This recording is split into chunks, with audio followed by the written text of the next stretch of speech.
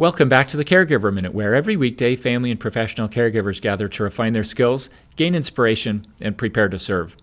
I recently had the privilege of presenting to the Georgia Healthcare Association. I arranged to fly into Atlanta the day before so that I would be well prepared and well rested before the conference. I had also arranged to rent a car, and when I got off the airplane, I went right to the rental car center. I found a line that was almost as long as the security line. I ended up waiting for an hour and a half, and just as I was getting toward the front of the line, one of the workers from that rental car company stepped forward and announced that if you had reserved the car that day, they wouldn't be able to help you. Well, I had reserved it weeks before, so I was okay at that point, and then he dropped the bombshell.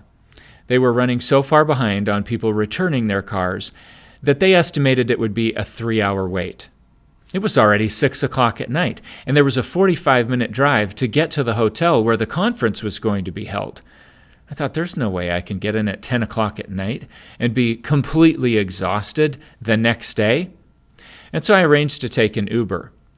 But as I was sitting there listening to this rental car employee talking about what was going on, I saw a lesson in customer experience unfolding right before my eyes. He was talking loudly enough that most people could hear, but there was an elderly woman in the back of the line that couldn't hear everything that he said. And she asked a clarifying question. She asked it very politely.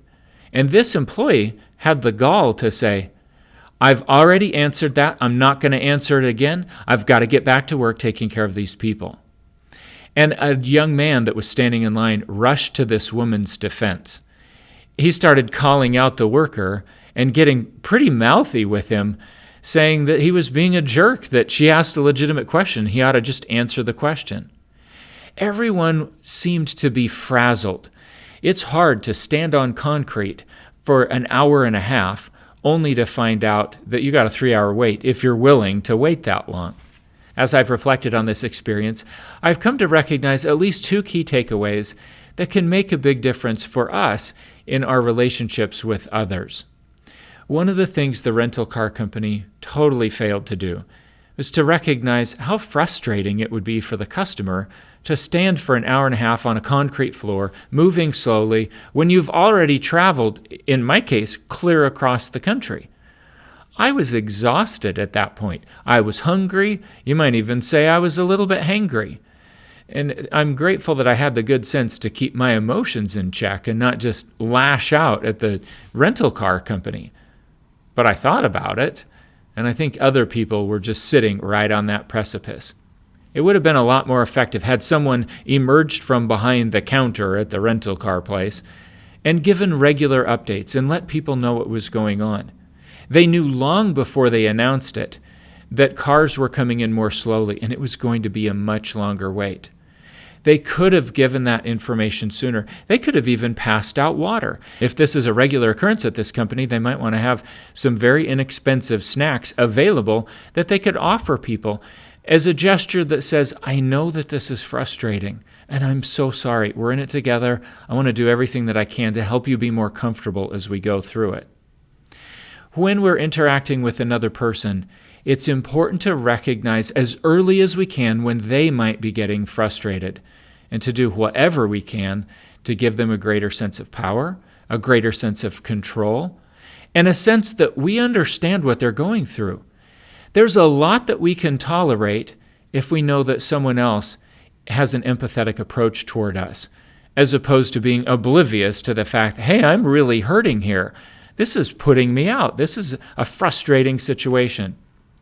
So whether we're in a business type of relationship, like the example that I'm describing, or it's just an interpersonal one, whether it's with someone in our family or someone that we're serving as a caregiver, or any other interaction, if we're more aware when someone is not doing well emotionally, we can intervene before things get to that worst possible moment. Another takeaway from this experience is that the company decided to drop the worst news, that it was going to be a 3-hour wait and they wouldn't even be able to accommodate people who reserved their cars that day, on top of the already bad news that, yeah, we know you've waited an hour and a half and this isn't going to get any better anytime soon. we shouldn't wait to give the worst news until it's the worst possible time.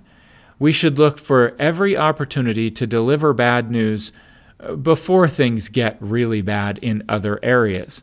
Now, I realize that may be unavoidable in some circumstances, but if we're aware of it and we think about what it would be like if we were in the other person's shoes, things are likely to go better. A last takeaway has to do with how the employee from the rental car company chose to make the announcement and then handle the aftermath when the older woman that didn't hear everything that he had to say asked a clarifying question. He dug in his heels as if he had done his job to deliver the hard news. And I really think he was probably stressed himself, and he wasn't thinking very clearly, and he was just defending his position and trying to be firm and set a boundary because there was nothing else that they could do. He was just sort of leaning on policy, you might say. If he had taken a step back and recognized that it was going to take a lot less time to answer this woman's question than the argument that he ended up having with her and the guy that came to her defense, it would have saved him a lot of grief, probably a lot of increased stress, and the customers would not have been so disappointed in his behavior.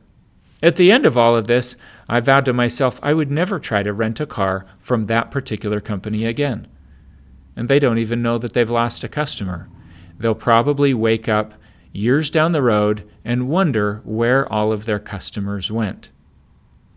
Well, let's not be the people that wake up years down the road and wonder where all of our friends have gone or where all of our relationships have deteriorated to. Let's be proactive in recognizing when people are struggling. Let's share information in a thoughtful way. Let's consider how they might be feeling when we deliver information, and how the way that we respond to any concerns that come up after we deliver information might be dealt with in thoughtful and empathetic ways. Well, thanks for watching. I look forward to seeing you again tomorrow for another episode of the Caregiver Minute.